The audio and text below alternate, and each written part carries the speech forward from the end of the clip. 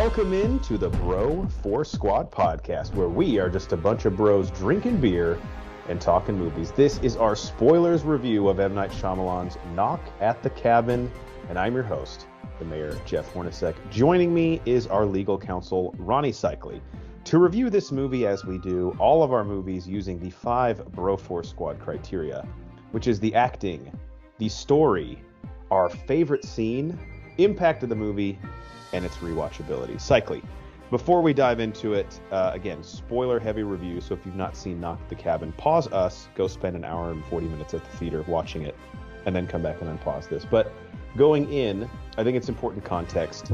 What are your thoughts on M. Night Shyamalan as a director, just so that people know where we're coming from? Are we fans? Are we haters? I don't know if there's a category to describe what I am with M. Night. Like, interested, I guess. Yeah, here's what I'll say. In an era of Hollywood where we get a ton of remakes, rehashed ideas, I've said this about other movies, and I've said this about M. Night before, I will always appreciate originality. Not saying that it hits every time, and sometimes it's bad. And you know what? Sometimes that's what you pay for. You pay the price to see original thought doesn't mean good.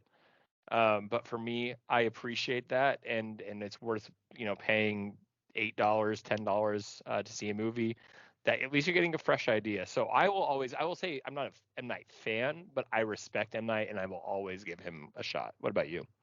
I feel the same way. I think I'm maybe more of a fan than you are, but he's appointment television for me in the sense that I'm always very interested when I hear he has a new project, because outside of Avatar, I think nothing he's done has been IP. I know some of these are like loosely based on books like this and Old, but for the most part, it's him adapting a screenplay that he either wrote or that he came across that he thought was really interesting. And it is usually a swing for the fences, which takes balls, because when he has missed, he has been panned pretty hard by critics.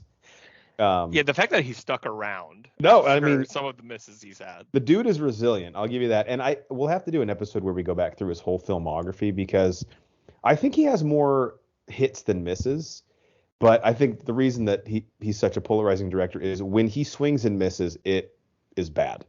Yeah. But when he hits, it's pretty cool. It's a fun experience. It'd be interesting to do. We did that not as a full concept, but we did the Christopher Nolan rundown of his filmography.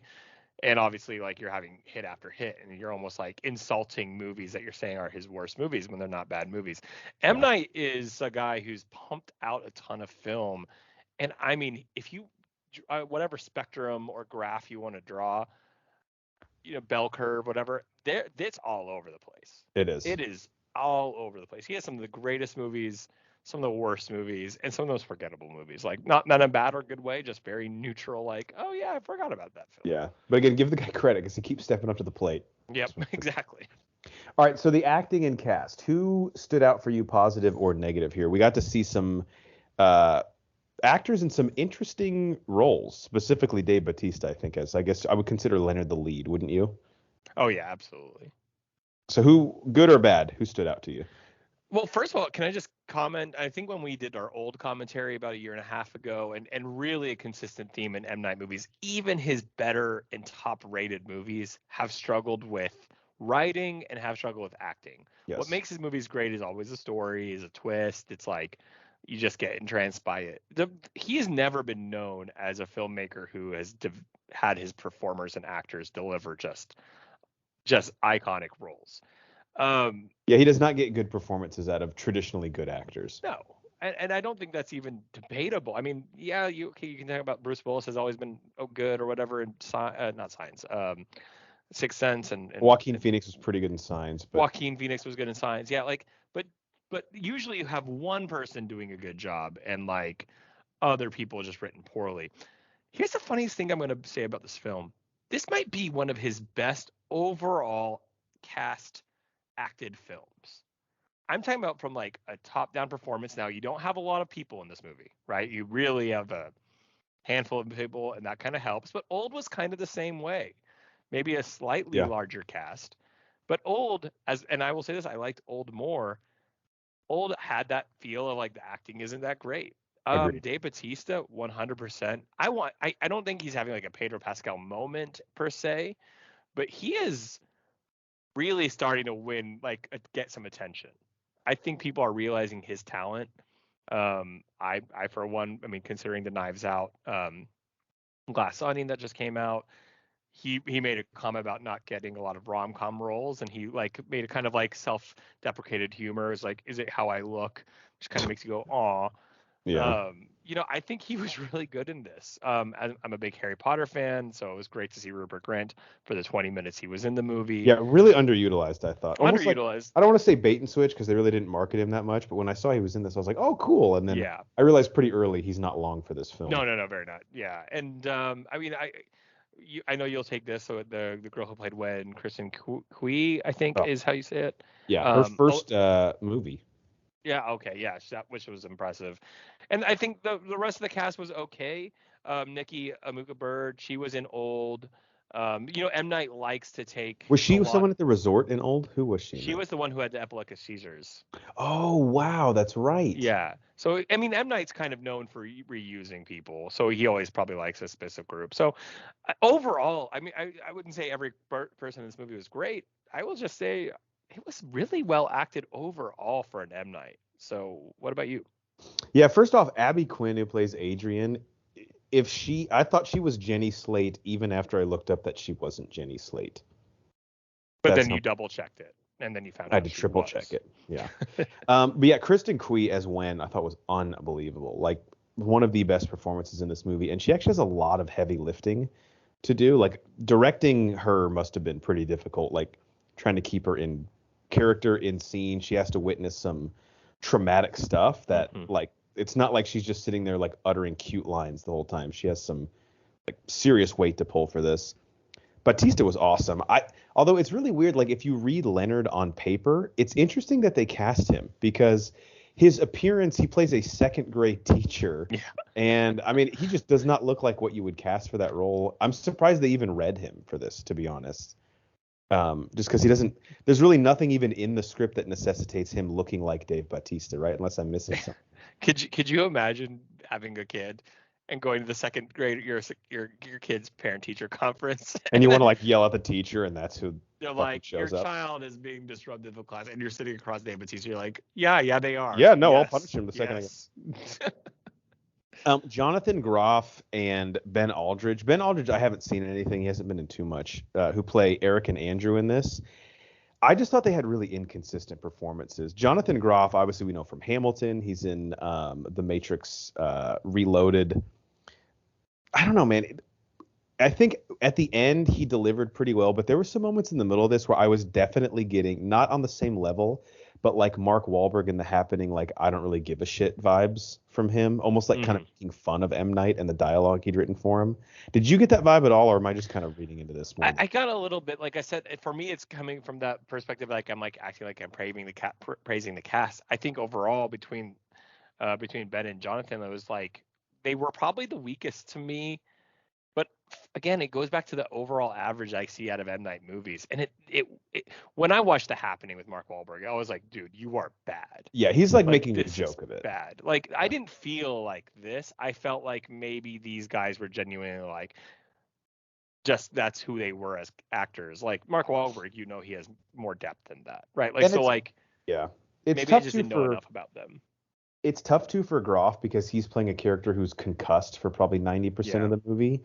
So it's also like how much of his mental faculties does he have about him? And even as he like kind of comes to terms with what's happening, like, I don't know, how do you even direct someone to play like, hey, you're someone who realizes that you need to die for the world to survive? It's sort of a tough sell. Yeah. All right. Anything else on cast? Ready to move on to story? Yeah, no. Like I said, it was a good cast, in my opinion. I'll say for M. Night, like we said, I have kind of a low bar in terms of what he can draw as far as performances out of actors. So that was certainly not one of my main issues with it, even though I felt like that was a pleasant surprise. Yeah. All right. The plot synopsis, according to IMDb, is while vacationing, a girl and her parents are taken hostage by armed strangers who demand that the family make a choice to avert the apocalypse. Now, Cycly, you and I talked about this after the fact, and I was even worried going in because of this. But I don't know how much you can blame M. Night for this. I think this movie was a victim of over-marketing in the sense that the whole allure to his films is sort of the mystery going in. Yeah. And I could have literally just taken a trailer where there's a knock at the cabin, and you look through the window and they see these guys with weapons outside. Instead, we get pictures of this huge tidal wave Yep. happening and like the actual apocalyptic events. And sort of the whole tension in the film, especially in the second act, is are these people who knocked on the door actually crazy and full of shit? Or is this really happening and we need to be scared with the two protagonists? So as the story sort of developed and just the overall plot, which is really, it's a high concept, but it's a simple premise. Like, how did this work for you? Yeah, I agree. I sometimes I do a good job lately of going to movies completely blind. Movies that you and I have done commentaries on. We talk about like leading up to it. And I'm like Barbarian, for instance. I didn't want to know anything at Mhm. all. Smile, I didn't want to know anything, and I came out of both of those movies with slightly different opinions on my expectations. And so, but at least I was surprised. I really appreciated the concept. I could have done a trailer, like you said, with the knock at the cabin, even up to the point to where they say, we need one of you to die or the world is going to end. Yeah. But like the second they started showing planes The- coming out of the sky yeah. and tidal waves, like you mentioned, it really took away, like, you made me want to be like, no, no, no, no, no. This is like a double, like the red herring, like, M. Night's not going to show us. And so the whole movie, I was almost hoping that wasn't the case, right? Like it was almost taking me out of the movie enjoying experience where I was there for the mystery. Yeah, because you're almost like, why would they use that to sell the film if that's Yeah. actually where this is going? And so for me at the end of the day, like it kind of left me wanting, which sucks because I used to love trailers, man. I used to be like that I 90s know, trailers dude. voice, like in a world where Yeah. one person, One man. like I would have loved that. Like nowadays, because I'm pretty sure, and I could be wrong, so comment below if you're listening and know more than I do. But I'm pretty sure from what I know is movie studios send a specific amount of clips to trailer making studios. And the trailer making studios make the trailer. Like, does M. Night have any say? I don't know. Maybe Yeah, I don't know not. either. I I know wish. Zack Snyder used to have a pretty heavy hand on his trailers, but I do think it's, yeah, they send him a plot synopsis and like a mix of some clips and Yeah. as you say, like put together like a 2 minute, highlight reel of this. Yeah. But enough on the trailer. What I'll say about the story is, I think, like you said, it's a simple concept with highbrow idea, like of a, we've all talked about it. We've all thought about it. Remember when we were kids and we would have the train proposition where you have five people laying on a train and you have one person laying on a train track and the train's going to hit the one person and you could, or the five people, and you have the lever where you can make the train change and kill one person instead, but you're Yeah. responsible at that moment for killing one person, whereas you're not responsible if that train hits five people who's already on that path. What is the what is the ethical move there, right? Like that's something we've always talked about. We all have this aura of importance of ourselves, like, yeah, we're really not that important, but maybe I am just that important, right? That's what we get out of Harry Potter and Lord of the Rings and these ultra, like just mega movies and books that make us feel like we're part of the plot and special. That's what this movie has. That's the concept that it's playing with. So I think the story is fantastic overall, and I think it's something that can draw anyone in. Yeah, it's interesting though, like that the key moral dilemma that Andrew and Eric are facing. I almost feel like the movie, like that's not the idea that it really wants to put on the viewer because maybe I'm totally misreading this, but the whole time I wasn't so concerned with like, will Eric and Andrew make this ultimate sacrifice? I was way more focused on like, is this actually fucking happening? Right. So like I was less thinking about the moral dilemma you talked about, which is a really interesting idea. Would you do this knowing what the stakes are versus like every time something was shown, it was kind of the unreliable narrator. Like, is this a bullshit video clip they're showing them?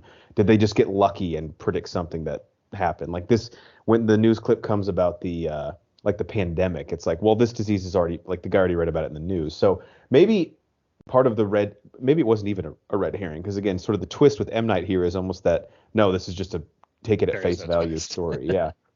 But I still think it was a really interesting concept. I just think it was over marketed. And at the end of the day, maybe it was my own fault, but the way that that interesting question or that interesting dilemma is presented to the viewer, to me, it almost felt like it was so shrouded in this mystery of is any of this like, are these stakes Mhm. real that I really couldn't emotionally invest in that too much? Well, and that's the thing, though. I will say the biggest problem with the flaw of the movie and this is interesting for me to bring up because I'd love to get your opinion because they're about the same time in length and different concept, but I didn't feel as much of an emotional connection to the story.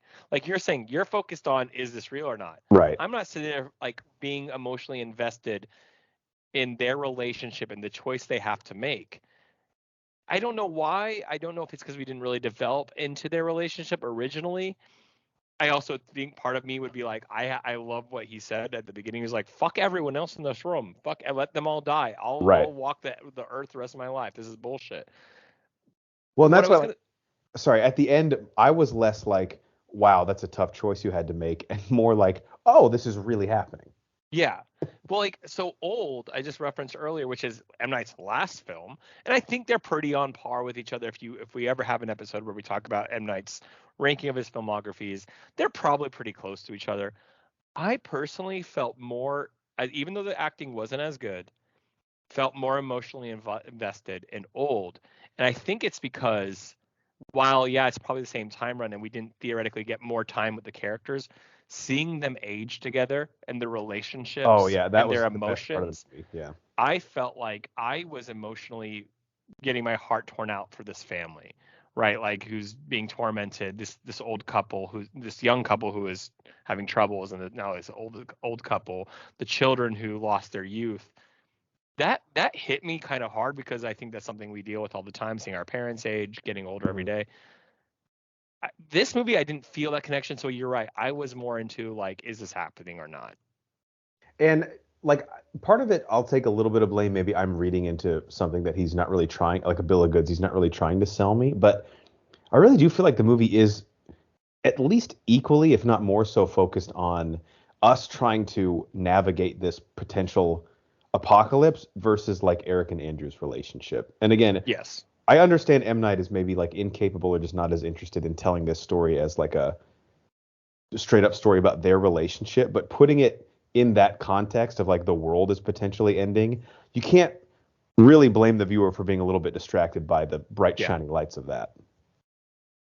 All right, best scene. Now I'm interested because you texted me before and said you actually have a dumbest scene. Do you just want to start with that first? Yeah. Usually we don't do dumbest scene, but like if you've seen the movie, which I hope you have by the time you're listening to this, since spoilers If you're heavy. still listening and haven't, like, are you asleep?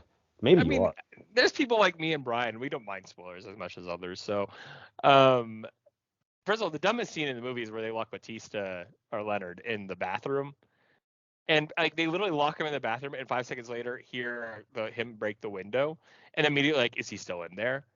And instead of just focusing on themselves Yeah, who getting out, cares? they have a gun. They're like, is he in there? And we're gonna check if he's in there. Also, And I then love how they go, Leonard, like he would Leonard, respond to them. like they open the door and the window is so fucking tiny. Yeah, there's no way. There's 0% chance Dave Batista. Batista's dick couldn't have fit through that. Like, bro, 100% Leonard is not getting through that. And even if he could get through that, he would be at that time within a minute, still halfway through the window, wriggling himself out. Although, dude, give the guy credit. It was the playoffs, and he got shot in the arm and did And not. he held it together. He didn't even go, oh! Which, like, I don't. That was respect, but I just like I thought that was so dumb. Like, dude, just leave him be at that point. You have a gun. Focus on your family. And then two, you're so dumb. He's clearly behind the bat Yeah. sheet. Like, Although you joke, and it was kind of stupidly set up, but I still did feel a little bit of tension when he was like about to oh, open that shower curtain. I did.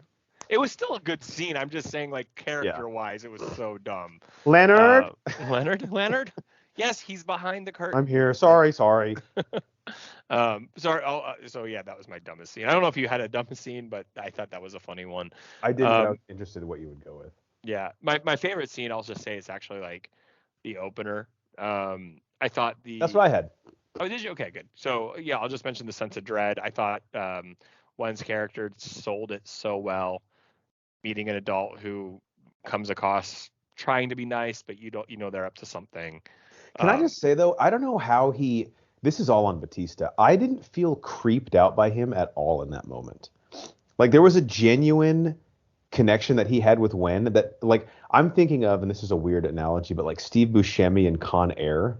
I didn't get like creepy pedo vibes from him at all. I legitimately was like, This guy seems pretty heartfelt in what he's saying. Yeah, I think the thing is for us as viewers, I agree, but when you look at it from the concept of a kid, like coming Yeah, out of, middle of nowhere, and she's been told about strangers, and obviously we get to know Leonard is a genuine character. Like yeah, literally, he is a second grade teacher. He is someone who cares about the youth. But for me, it was that sense of like, I didn't know where the movie was going yet, right? The idea of that for all of us is just like that sense of like, hey, we're gonna come into your house, yeah. right? Like strangers wise, like whether this wasn't a horror movie, but like if it had been, what a cool opening, right? To be like, we're gonna come in, Yeah, setting the table for what's going to like happen. you can lock the door. So yeah, go ahead. You since you're picking the same scene, yeah, elaborate. Well, I had that one, but one other one I wrote down just because this was the first time in the movie that my mind was really kind of in a pretzel as to how realistic is this.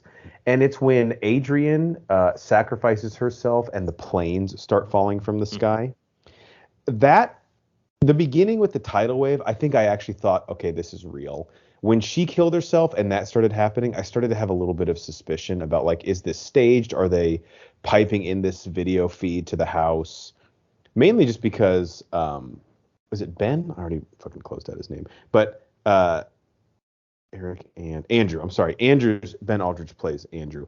Andrew was so sure that he had seen this footage before Mhm. that I was getting convinced that this is all bullshit. So for me, I like that scene just because I think the most tension between is this actually happening or are these people just fucking with this couple? That was when it felt, at least the decision on which way was I going to lean felt the most real.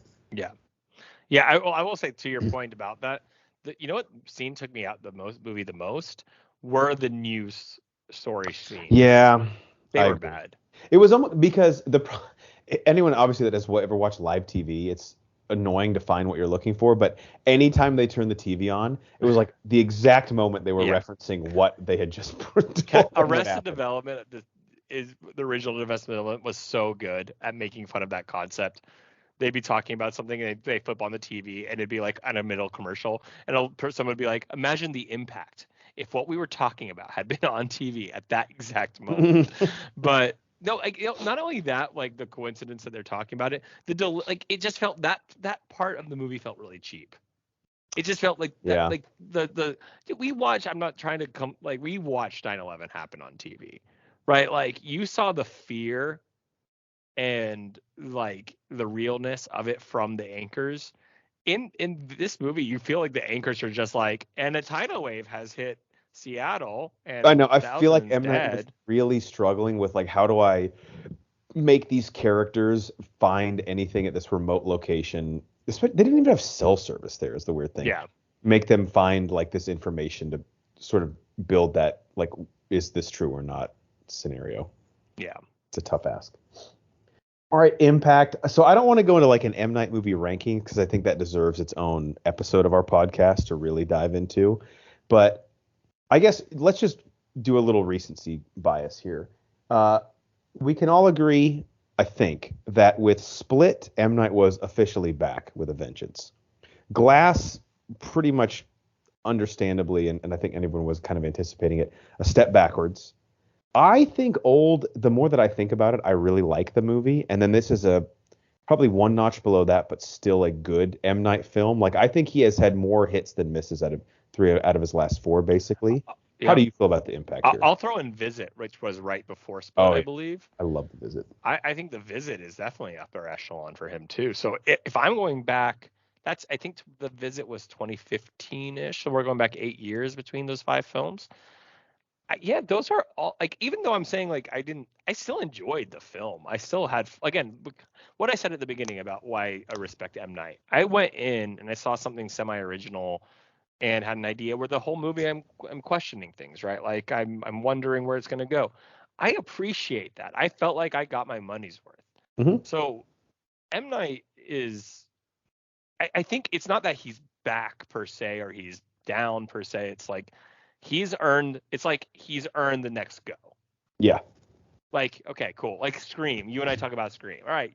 You got me in the next one. It's like he doesn't have he hasn't had a bad run like he did in the mid 2000s to like 2012. Like that Yeah, was where it because was bad. even like Glass is nowhere near as bad as like The Happening or Lady in the Water. You know, No. like and I still think he's taking the big swings, which I appreciate, which is what I need from him. Yeah. I don't want my M. Night Shyamalan movie to play it safe. Absolutely not. That's not why I'm going. And that's why this movie is so funny because it doesn't really have a twist. And then you're like, you walk out of the movie like, what was it missing? Oh shit, because you're like, that's just part of his MO. Yeah. But that is the twist, I guess. Yeah, but I agree. Old and this, I think, are close, but I think I like Old better. I think it's just really aged well for me. Even though I get what you did there. Oh, I didn't even mean to say that. But yeah, this movie, like, I would definitely recommend it to M. Night fans. To the casual moviegoer, I'd say I think you'll enjoy it, but you're not going to walk out with your mind blown, like your brain. No, it's not a changing, like a genre changing movie like M. Night has done before. Yeah. So I guess tying into that, rewatchability, I think with all M. Night movies, there's always a little bit more that you gain from a rewatch, like things you can look for. Although this one, I guess there's really nothing that, like, there's no breadcrumbs that are set up early on. I kind of just want to revisit it again to see the performances and see how those are on a second watch. But it's not something that I'm like dying to go back to the theaters to see. Yeah, kind of like the run we were just discussing of those last 8 years. I agree. It's a kind of movie I have no problem rewatching if someone's never seen it before. Mm-hmm. And we're like, hey, what movie should we watch? And like, oh, you know what? That was pretty good. I think you might like it. Like, that's the kind of way I'm going to watch this film again. Just like Old. My wife didn't watch Old in theaters, and we watched it together when it came out on streaming. Same way here. It's not a movie I'm going to avoid. It's not a movie I'm also going to like be seeking out. Like, I think maybe, I revisited The Happening last year, right? Like 20 years later or whatever. Like, not to say that movie is as bad as you remember, by the way. But like, it's one of those movies, yeah, like every so often I'll probably watch. But unless someone is just like really looking for a movie to watch together and hang out on a Friday night, that's probably the extent. Yeah. One thing I will say about M. Night, for the most part, he gets his run times pretty manageable, which I appreciate too. Oh yeah. This isn't like a 2-hour, 15-minute affair. No, and it didn't need to be. And there's too many times we see in Hollywood, like they just make it. They like milk every second out of it. Yeah, I think he realizes my concepts tend to collapse in on themselves the longer we have to hang out in these worlds. So get in. Let me show you what's happening here, and let's get out. Pun intended. Yep. Again. All right. Any last thoughts, Cycling, before we let the people go? No, merely my last thought is like, all right, M. Night, we'll see you in a year and a half. Right? Like we'll see you in 2 years. Yeah, is he ready for the next one? What his next project is yet? I don't know. I usually try to avoid it. What I regret this time around, and I did a good job with it Old. I didn't. I wish I hadn't paid attention to the trailers, and maybe because the trailer made this seem like more of a scary movie concept, even though I knew it wasn't. Well, even the title kind of lends itself to, I think, home invasion, which is fine that it's not that. I still thought it worked, but marketing did not do this movie any favors. I don't feel like. I just think whatever he's doing, do it. Don't tell me about it, and I'll see you in theaters. Right. Give me the date and maybe a poster, and that's it. Yeah. What about you? Yeah, I feel the same way. I think he's still appointment television for me. I can't help myself with watching the marketing and all that shit. But in this case, yeah, with an M. Night movie, I think always less is more going in. The less you know, the more you get out of it. All right, for our legal counsel, Ronnie Cycli, I'm the mayor, Jeff Hornacek. We are the Bro 4 Squad podcast. Thank you guys so much for checking us out. In the description of this review, there is a link at the top to vote on our Broskers Movie Awards, which we do every year. Please help us figure out the best and worst of 2022 in film. Click that link to a Google form, cast your votes. You can find us on Twitter at Bro4Squad. And if you type in Bro4Squad as 3 separate words, we're on YouTube, Apple Podcasts, Spotify, pretty much anywhere you get your audio podcast. You can also find us on our website at bro4squad.com. Till next time, Cycli and I actually bet on Dave Bautista's second grade basketball team. We need to go see if they hit the under. We're going on the girls. The girls were much better record. They were 5-6. The boys were 3. That's true. Still, the over-under was 12 for the whole game.